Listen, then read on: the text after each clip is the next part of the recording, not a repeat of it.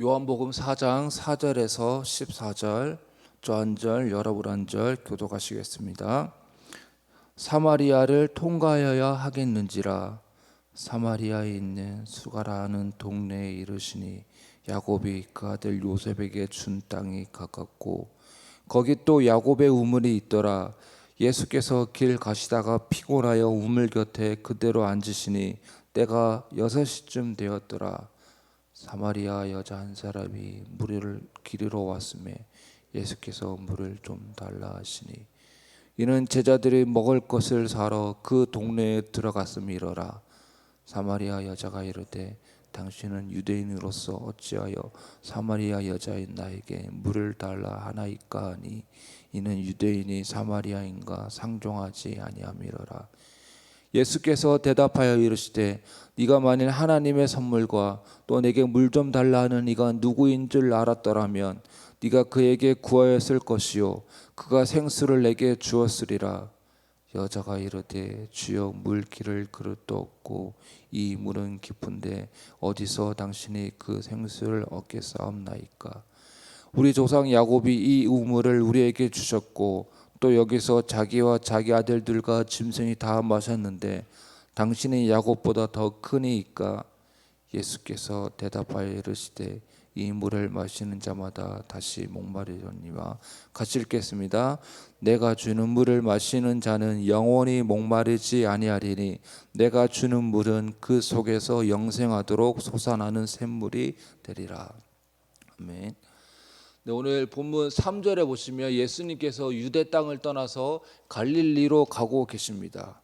유대는 남쪽에 있고 갈릴리는 북쪽에 있습니다. 그리고 남쪽 유다와 북쪽 갈릴리 중간에 사마리아가 위치하고 있습니다. 그래서 남쪽 유다에서 북쪽 갈릴리로 갈 때 중간에 사마리아로 가면 이렇게 일직선으로 갈 수 있기 때문에 쉽고 빠른 길입니다.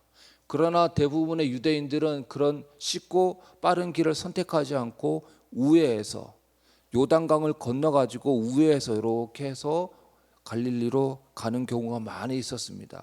왜냐하면 9절에 기록된 대로 유대인이 사마리아인과 상종하지 아니하였다라고 하기 때문입니다. 그래서 유대인과 사마리아는 상종하지 않았는데요. 그 이유는 구약에서 아수르라는 나라가 이스라엘을 침공하게 되어지고 그 침공하면서 정책 중에 하나가 타지에 살고 있는 다른 나라 사람들을 그 현지에 살게 해서 그 현지 사람들과 강제로 결혼하게 하고 그래서 그 자녀들이 순수 유대인이 아닌 섞인 민족이 탄생하게 되어지고 그리고 그 외국 사람들이 들어오면서 그냥 결혼만 한 게 아니라 그 사람들의 그런 문화와 또 하나님을 섬기지 않고 우상을 섬기는 그런 것들을 다 가지고 왔기 때문에 사마리아는 민족도 유대인이 순수 혈통이 아니고 또 문화라든지 종교라든지 이런 모든 것들이 섞여 있었기 때문에 유대인의 관점에서 보면 사마리아의 사람들은 전통 유대인이 아니다. 그리고 그들은 문화와 종교, 특히 종교에 있어서 서로 짬뽕이 되어져 있다라고 생각을 했기 때문에 서로 상종하지 않고 거리를 두며 생활했습니다. 그래서 유대에서 갈릴리로 갈 때 직선거리인 사마리아를 통과하면 빠르게 갈 수 있지만은 서로 상종하지 않았기 때문에 요단강을 건너서 이렇게 우회해서 더 멀고 더 험한 길이지만은 그렇게 하였습니다. 그런데 1절에서 4절에 보시면 예수님은 사마리아를 통과하여야 하겠는지라 라고 하였습니다. 여기서 하겠는지라, 통과해야 한다라고 얘기하는데 여기서 헬라어로 데이라는 말을 쓰고 있습니다. 이 데이라는 말은 반드시 해야 하는 입니다. 그래서 예수님은 반드시 사마리아를 통과해야 된다라고 기록하고 있는데 그 통과해야 되는 이유는 예수님이 사마리아 여인을 만나기 위해서입니다. 그리고 그 사마리아 여인을 만나는 것이 하나님의 뜻이었고 하나님의 계획이었기 때문에 이 예수님은 그 사마리아를 우회해서 갈 수 있지만은 통과하지 않을 수도 있지만은 반드시 통과해야만 하는 사마리아 여인을 만나기 위해서 그것이 하나님의 뜻이었고 계획이었기 때문에 그래서 인생의 갈증을 느끼는 여인에게 삶의 공허와 외로움으로 방황하는 여인에게 참된 생수를 주기 위해 예수님은 사마리아를 반드시 통과해야만 했습니다. 그런데 이 본문에 있는 4장, 그래서 2장부터 4장까지는 한 단락, 한 묶음으로 볼 수 있습니다. 왜냐하면 2장의 처음 시작이 가나 혼인 잔치이고, 그리고 4장의 마무리가 왕의 신하를 고치시는 장면인데, 그것도 가나에서 일어났습니다.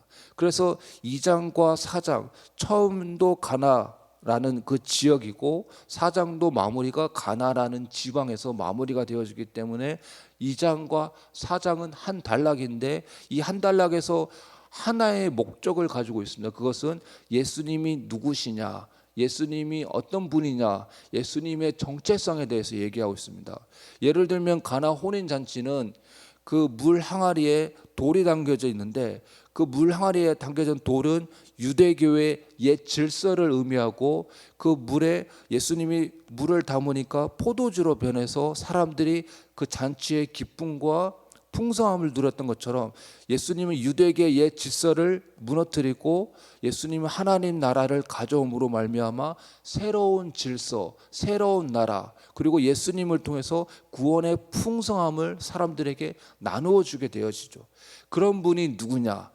예수님이라는 것이죠. 그래서 가나 혼인 잔치는 예수님이 누구신지를 드러내는데, 예수님은 어떤 분이십니까? 유대교의 옛 질서를 허물고 구원의 풍성함을 가져다 주는 그런 분이 예수님 메시아이다라고 얘기를 하고 있습니다.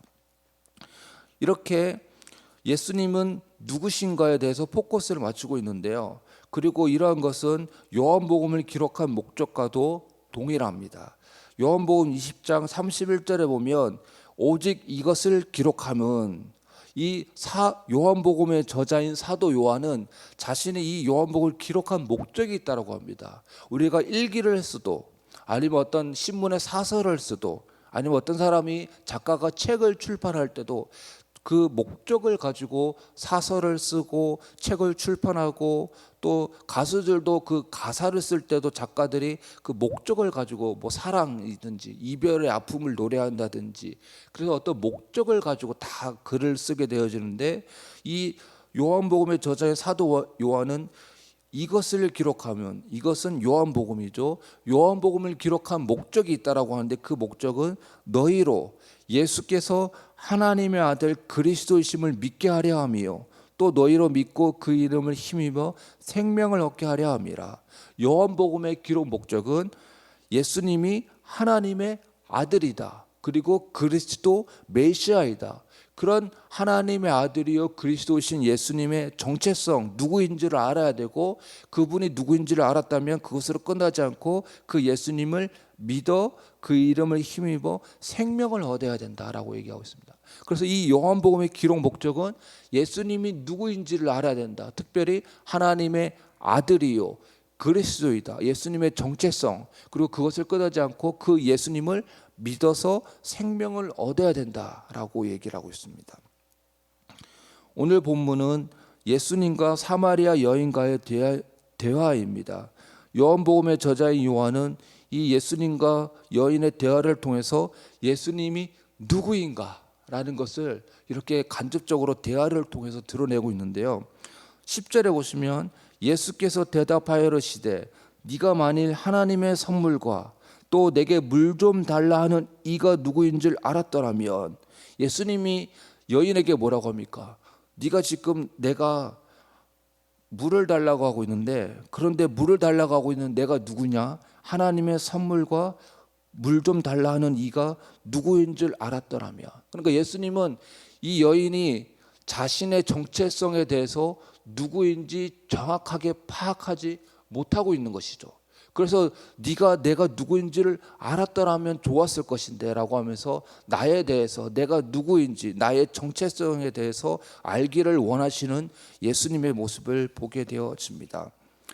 이처럼 예수님의 이러한 바람대로 여인은 예수님이 누구인지를 나중에서야 알게 되는데, 그러나 처음에는 잘 모릅니다. 처음에는 예수님이 누구신지 잘 모르다가 예수님과의 대화를 통해서 조금씩 예수님이 누구인지를 알게 되는데요.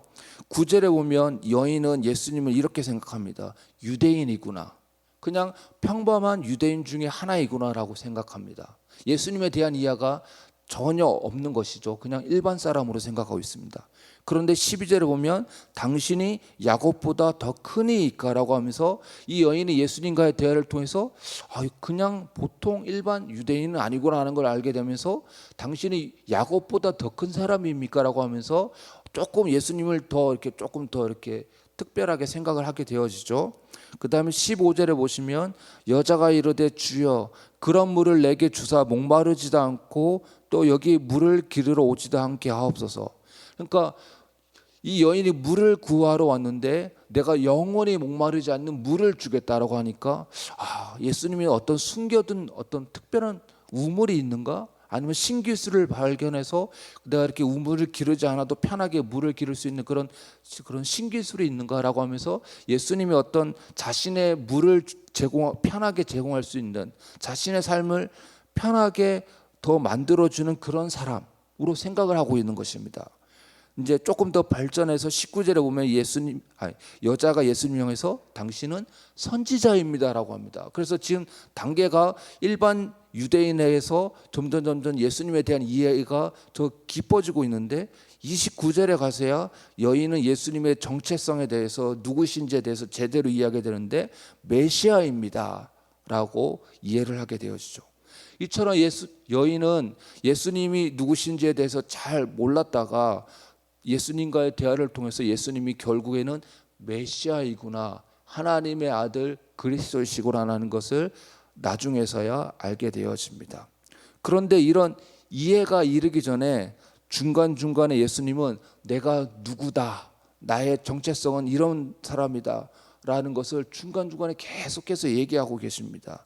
예를 들면 14절에 내가 주는 물을 마시는 자는 영원히 목마르지 아니하리니 내가 주는 물은 그 속에서 영생하도록 솟아나는 샘물이 되리라.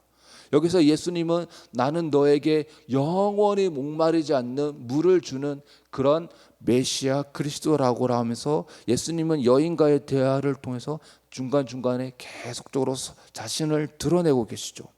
예수님은 영원히 목마르지 않는 영생하도록 솟아나는 샘물을 제공하시는 분이십니다. 즉 여인의 공허와 허물을 채워주는 진정한 기쁨과 만족을 가져다 주는 그리고 근본적으로 죄인으로 태어난 인생에게 참된 구원을 가져다 주는 메시아이다라고 예수님의 정체성을 드러내고 계십니다. 예수님은 사마리아 사람이라는 인종을 넘어서서 여자라는 성별을 넘어서서 남편 5이 있어 사람들에게 소외되어 버림받은 사람이라는 편견을 넘어서서 찾아오셨고 만나 주셨습니다. 그리고 영생을 주셨습니다.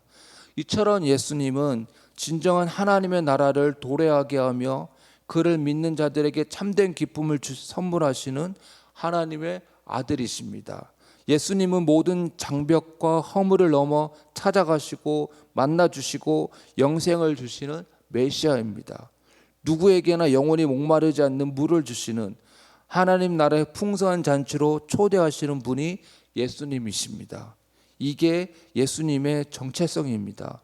그런 예수님을 믿는 자가 될 수 있기를 바랍니다. 그리고 그러한 일을 행하신 예수님께 감사와 찬양을 올려드릴 수 있기를 바랍니다. 그리고 마지막으로 그러한 예수님을 전할 수 있는 우리 모두가 되었으면 좋겠습니다. 같이 기도하겠습니다.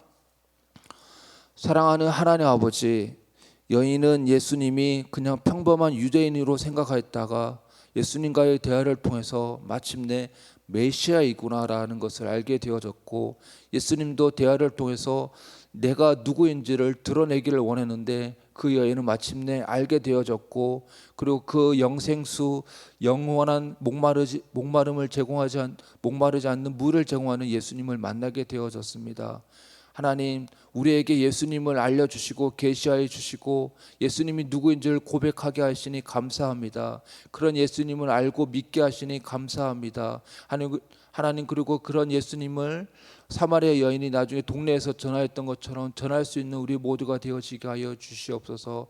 아직도 예수님을 모르는 사람들이 많이 있사오니 여인처럼 예수님을 소개하고 전파하고 또 예수님을 알아갈 수 있는 우리 모두가 되어지게 하여 주시옵소서. 이 모든 말씀 예수 그리스도의 이름으로 기도합나이다. 아멘.